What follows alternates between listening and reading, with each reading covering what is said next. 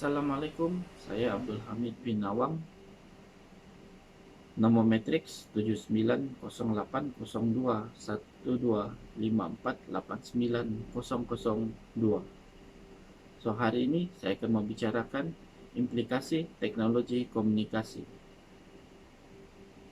Aspek yang penting yang mempengaruhi kehidupan kita adalah teknologi komunikasi, termasuklah dalam pendidikan dan sosial yang kita lalui setiap hari. Teknologi memainkan peranan yang penting dalam perindustrian dan negara-negara yang membangun.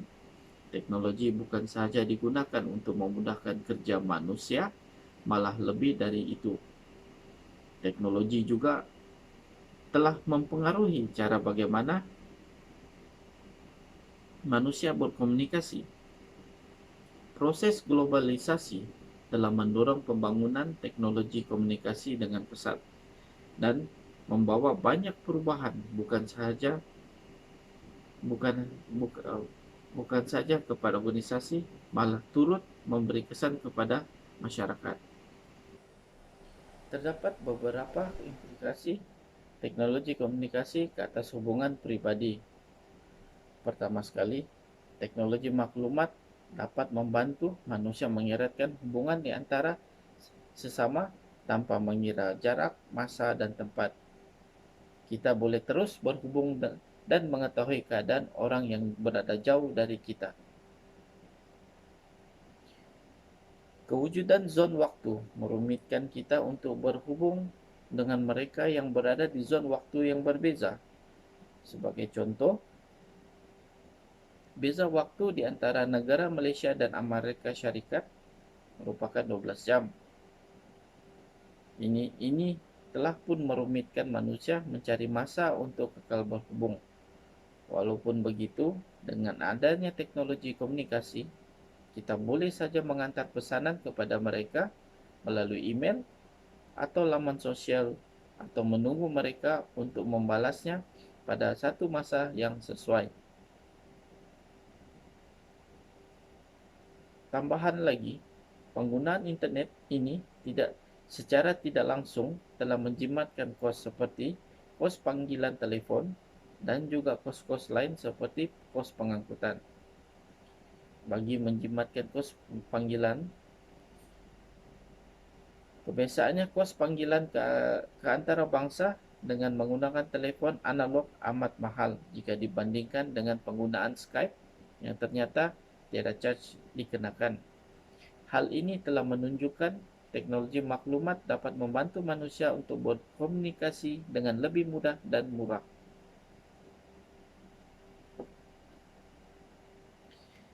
Bagi golongan muda pula, teknologi komunikasi merupakan salah satu platform utama untuk mereka menjalinkan hubungan dengan orang lain.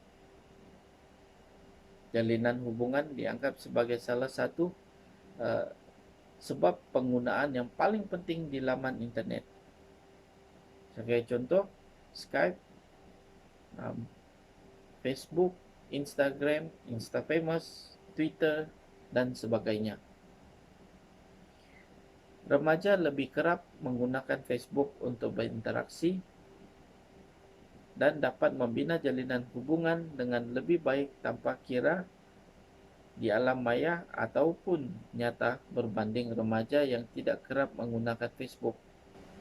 Penggunaan Facebook dapat memperluaskan hubungan interpersonal remaja dengan rakan-rakan tanpa menghiraukan alam nyata maupun maya. Teknologi komunikasi juga membantu golongan muda dalam membentuk identiti diri. Mereka dapat belajar cara untuk berkomunikasi dan membina persahabatan dengan orang lain melalui platform ini. Ini menunjukkan bahawa hubungan di antara sesama manusia dapat dieratkan melalui penggunaan teknologi komunikasi.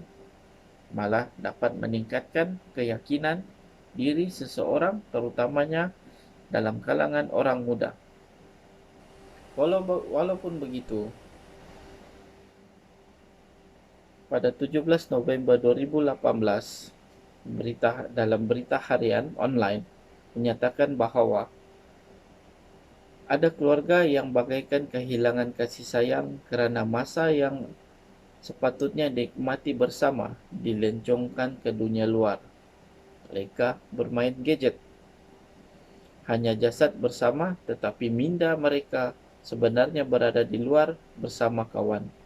Selain menikmati permainan video atau mendengar muzik dan menonton video. WHO ataupun Pertubuhan Kesihatan Sedunia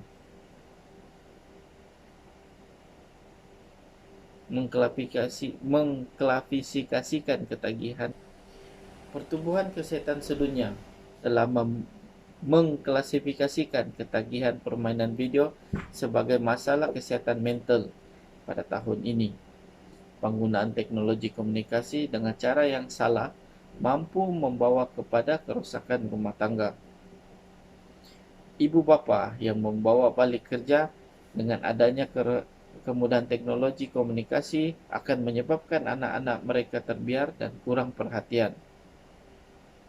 Anak-anak mereka juga mungkin akan mengisi kelapangan masa mereka dengan bermain gadget.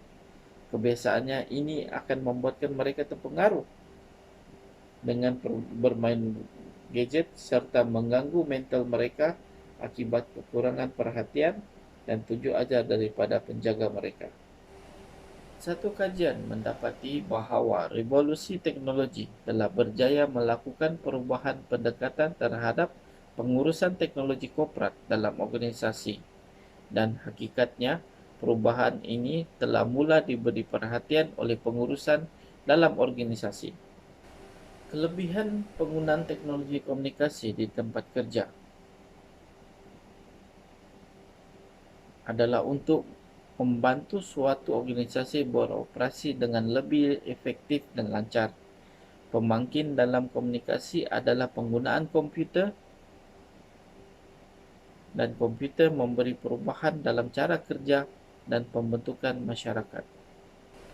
Perkhidmatan laman sosial telah membantu kaki tangan dalam organisasi untuk terus berhubung dengan pelanggan tanpa mengira masa dan tempat.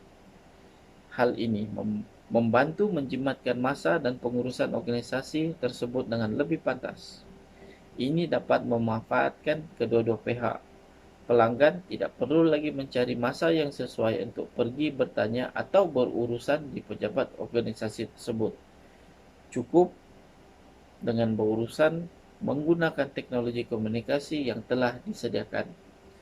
Contoh yang dapat dilihat dalam organisasi pentadbiran awam ialah Jabatan Pengurusan Sumber Manusia yang menguruskan semua aktiviti yang berkaitan dengan kaki tangan di dalam organisasi seperti aspek pengambilan pekerja, proses pengambilan pekerja, pekerja mahir, separuh mahir, mahupun yang tidak mahir boleh dilakukan dengan bantuan teknologi komunikasi seperti internet yang mengaplikasikan pengambilan kaki tangan secara dalam talian menerusi laman web.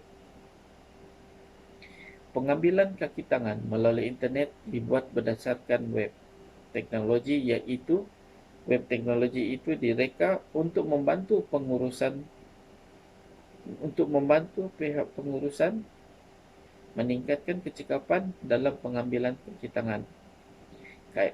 Menerusi kaedah ini, pihak organisasi dapat menikmati beberapa faedah yang ditawarkan, iaitu dapat mencari calon kaki tangan dengan lebih meluas, mudah dan cepat, serta dapat menjimatkan masa, seterusnya mengelakkan pembaziran dari segi masa dan juga sumber.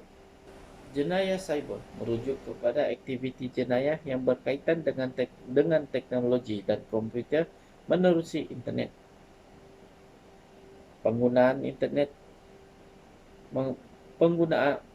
internet melakukan pelbagai jenis jenayah cyber seperti penipuan, kerosakan atau pengubahsuaian ke atas program ataupun data dalam data komputer, kecurian maklumat, capaian secara tidak sah ke atas sistem, menyalin perisian secara tidak sah dan sebagainya. Ini juga termasuk skim cepat kaya, judi cyber, hack, penyebaran virus, dan mail spam. Sesebuah organisasi amat risau tentang pengedoman yang dilakukan oleh pihak-pihak yang tidak bertanggung jawab kerana mereka memanipulasikan maklumat dan menyebarkan kepada orang ramai.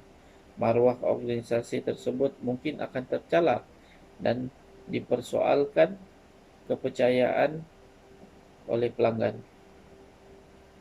Tambahan pula, data dan maklumat pelanggan juga tidak terjamin keselamatannya. Teknologi komunikasi membolehkan kita untuk menyimpan data peribadi seseorang.